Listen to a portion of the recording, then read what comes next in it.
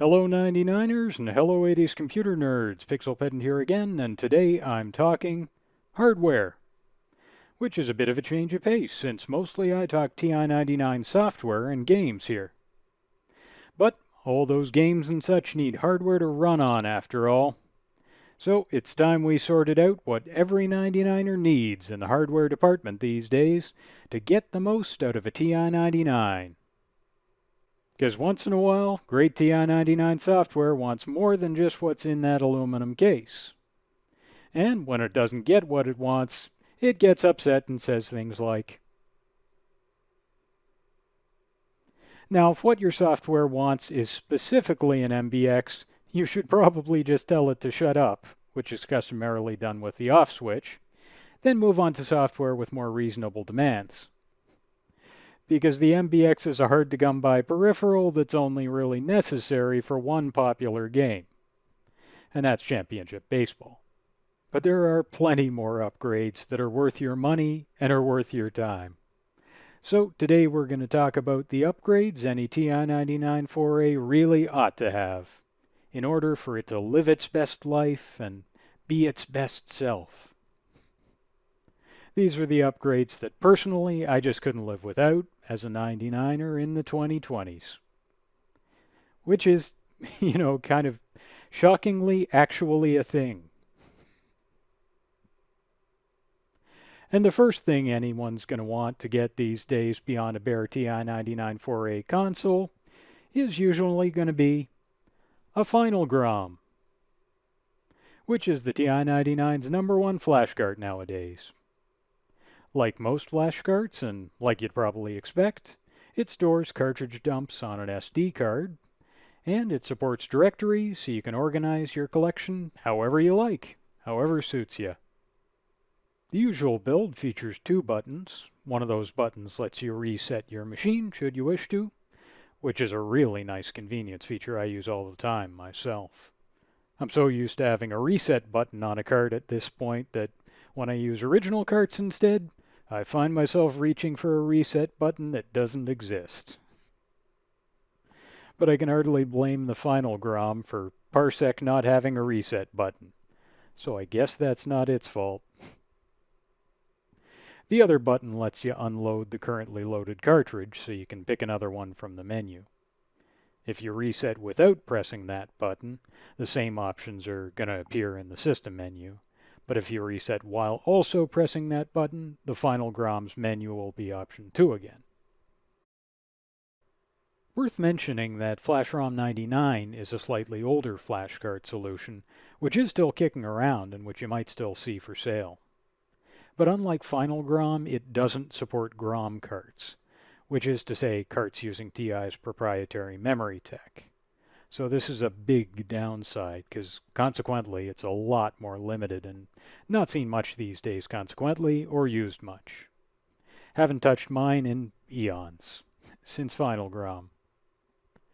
Before either of those, multi-carts were also pretty popular, but, well, Final Grom has pretty much killed those off.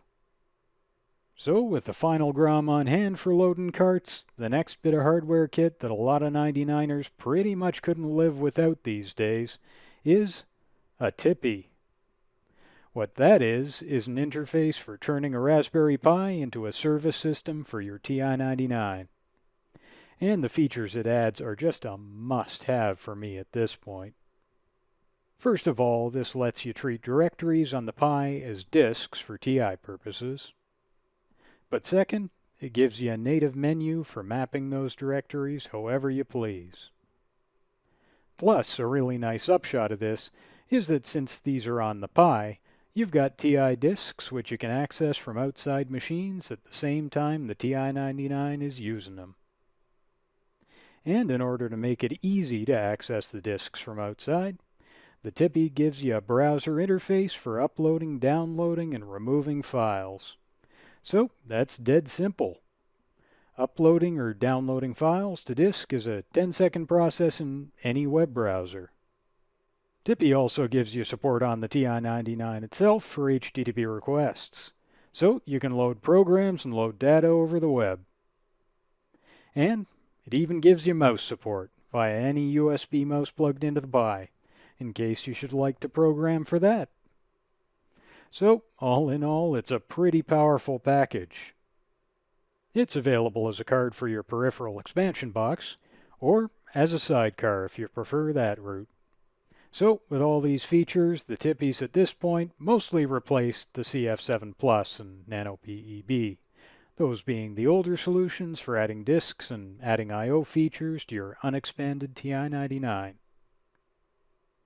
For me, after Tippy, my number 3 necessity in TI-99 hardware is SAMS, the Super Asgard Memory System, which adds a ton of bank-switched memory to your TI-99, usually 1 megabit these days. The main reason SAMS is so important right now is Realms of Antiquity, the TI-99's latest, greatest RPG, which uses it, and which I happen to be obsessed with, so high priority. But it's also used by Rasmus's beautiful Dungeons of Asgard dungeon crawler, so it's more than just a one-trick pony. And the tricks available so far are pretty frickin' cool, I think you'll grant. SAMS also adds a 32K memory expansion, which is the traditional TI-99 memory expansion that you definitely need. And while that 32K upgrade is available on its own as a sidecar, SAMS gives you that 32K plus a whole lot more. And with SAMS having gotten a lot of traction recently and gotten its killer app in Realms of Antiquity, I'd say it's best not to skimp on your memory expansion. Since if you need the 32K, you might as well future-proof yourself with SAMS. Especially given Realms of Antiquity. Did I mention Realms of Antiquity? Next on my list of must-have upgrades is the F18A VDP. The TI-99's VDP is socketed, so installation of a VDP replacement like this one is pretty straightforward. The TI-99's disassembly is always a bit of a pain inherently, but, well, once you get in there, you're pretty much good to go for a VDP replacement, happily. So, it's more arduous than technically challenging. And if you do go to the trouble, the F18A makes for a really elegant upgrade to the 9918A VDP. It replaces the 9918A's composite video with RGB video, so your analog video is going to look better than ever. And plus, it adds a pile of new features, letting you change the 9918A's palette so that something like Rasmus's Super TI-99 Bros can have an authentic palette instead of, well, whatever it would look like on the 15-color palette of the 9918A. Not good, I don't think. But Super TI-99 Bros is just a small taste of the kind of things the F18A has let Rasmus do. Rasmus and the F18A have made an incredible pair. And with this recent Zaxxon demo, I'd say there's more magic to come. On a more practical level, the F18A gives access to an 80-column mode for software that uses one. Where I've used that the most is in T80XB, which adds some extended basic support routines that let you handle 80-column text and window scrolling. Would be great for building a text adventure, I think, if I ever found the time. But I probably won't. Too busy making videos, what can I say? The only downside to the F18A is, I have to admit, the F18A has not been easy to come by the last while. But one TI-99 Atari Age forum member has been making a few lately, and an MK2 version is in the works. So I'll continue to dream of a day when every TI-99 that needs a shiny new VDP can have one.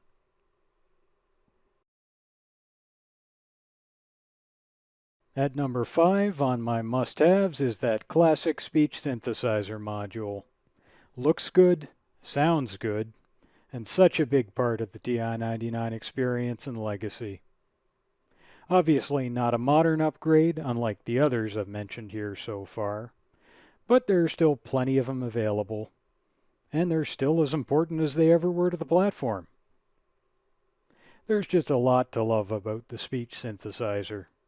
All those classic TI-99 games which are memorable not just for their graphics, but for the things they literally say to you. Oh no! Oh yes!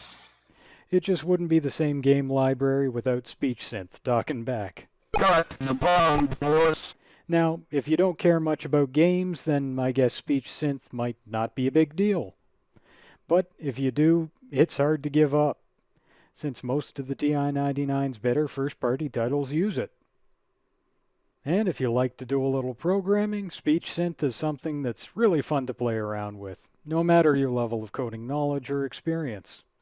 Could be as simple as typing call say hello. Hello. But it goes a lot deeper than that, obviously. Speech projects probably account for 50% of my TI-99 coding at this point, and I regret nothing.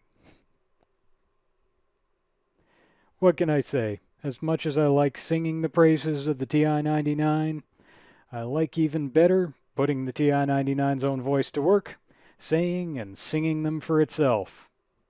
So for example, our command modules are solid state with titles to entertain and educate, so I hope you can appreciate that 16 bits are better than 8.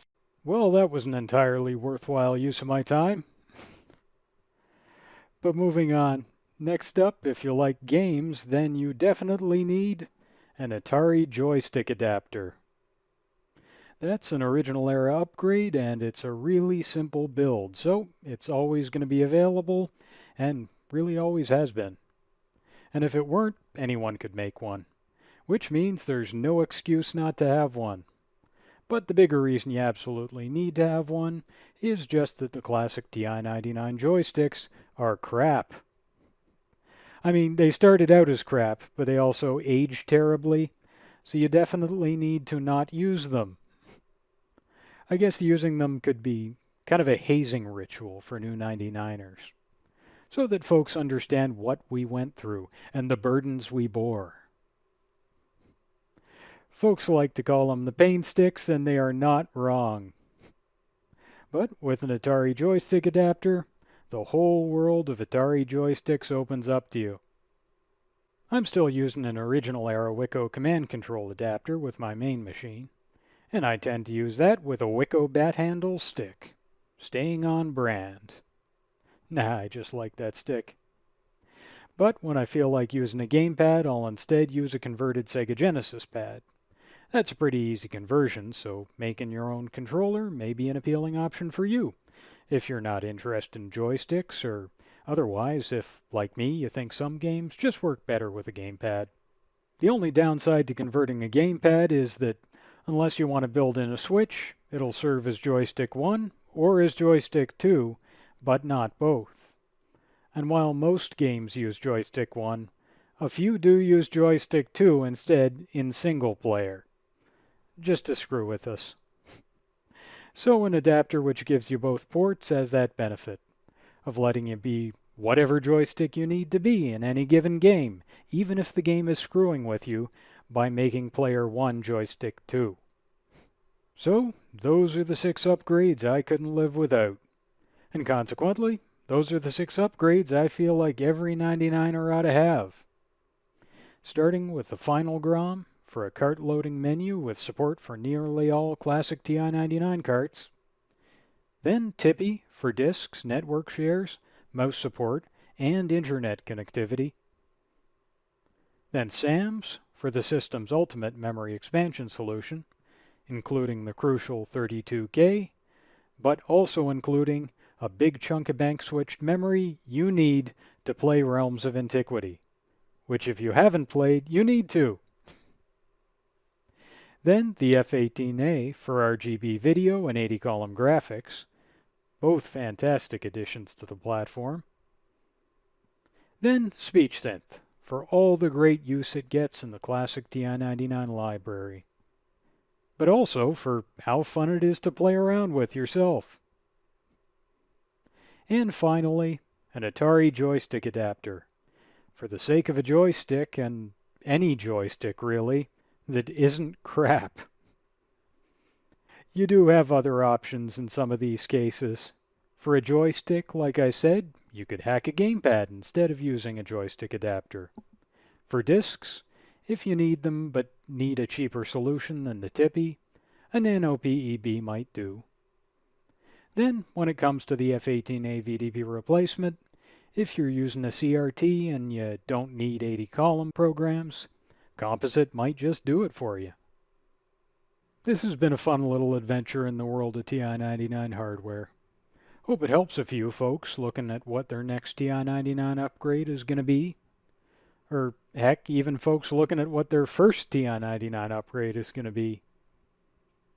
The 2020s is a better time for TI-99 hardware than anyone in its heyday could possibly have imagined. And I'm sure it's only going to get better from here. Thanks for watching, folks. If you'd like to see more of me talking TI-99 games and software and hardware and stuff in the future, hit subscribe. And I'll keep the ball rolling because I frickin' love this system and its community. And there's a whole lot more to talk about in the world and the history of the TI-99 than I have already.